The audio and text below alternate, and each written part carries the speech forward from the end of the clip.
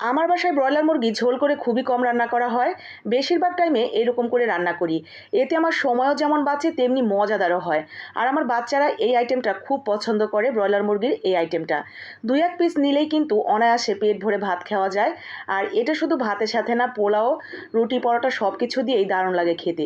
আর বানানোর তেমন কোনো ঝামেলা নেই, বাড়তি কোনো মশলা লাগে না, যার কারণে আমার কাছে বেশ ভালো লাগে। তো আমি প্রথমেই কী করি, চিকেন যতটুকু নিব সেটা ভালো করে ধুয়ে নিয়ে এর সাথে একটু বেশি বেশি করে হলুদের গুঁড়া, মরিচের গুঁড়া, ধনিয়ার গুঁড়া আর একটু শাহি গরম মশলার গুঁড়া দিয়ে দিই যদি হাতের কাছে থাকে। এরপরে দিয়ে দিই আপনার স্বাদ মতো লবণ, একটু রান্নার তেল। ভালো করে মেখে নিয়ে এটা কিছুক্ষণের জন্য রেখে দিই। এরপরে তেলের উপরে একটা তেজপাতা ফোড়ন দিয়ে দিই। তেজপাতার সাথে একটু গরম মশলা দিতে পারেন যদি শাহি গরম মশলাটা না দেন। তো এরপরে দিয়ে দিবেন সেই চিকেনটা।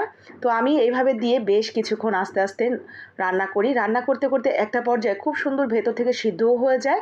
আর উপরের দিকটা যখন একটু লাল লাল সুন্দর ভাজা ভাজা হয়ে যায়, তখন এখানে দিয়ে দেই বেশ কিছুটা পেঁয়াজ। পেঁয়াজের সাথে কয়েকটা কাঁচামরিচ ফালি করে দিয়েছি। এখন এই পেঁয়াজটা আবার যতক্ষণ না পর্যন্ত একটু ভাজা ভাজা হবে, লাল লাল হবে, ততক্ষণ পর্যন্ত সুন্দর করে তেলের উপর নাড়াচাড়া করে নেব। তো তেলের উপর নাড়াচাড়া করতে করতে ঠিক এমন যখন কালো কালো হয়ে যাবে তখন নামিয়ে নিই। তেলটা সামান্য একটু বেশি দেই, কারণ এর যে নিচের দিকে তেলটা থাকে সেইটা ভাতের উপর দিয়ে একটু ছড়িয়ে ২-৩ পিস মাংস নিলেই খাওয়া হয়ে যাবে। অনেক মজাদার। যারা ব্রয়লার মুরগি খেতে পছন্দ করেন এইভাবে একদিন বানিয়ে দেখবেন।